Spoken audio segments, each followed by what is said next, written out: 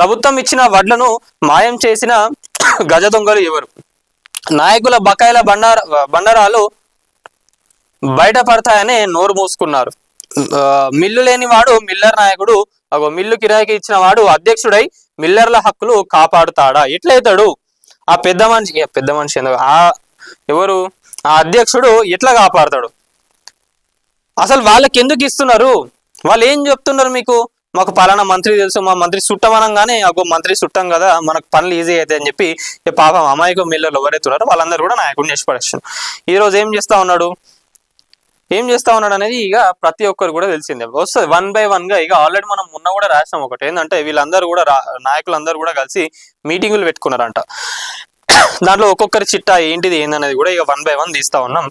వాళ్ళు ఏంటంటే సవాల్ చేస్తా ఉన్నారు, గవర్నమెంట్ కి సవాల్ చేస్తా ఉన్నారు, అధికారులకు సవాల్ చేస్తా ఉన్నారు. ఇక ఒక్కొక్కరి సంగతి ఏందనేది కూడా ఇక 1 by 1 గా వస్తుంది.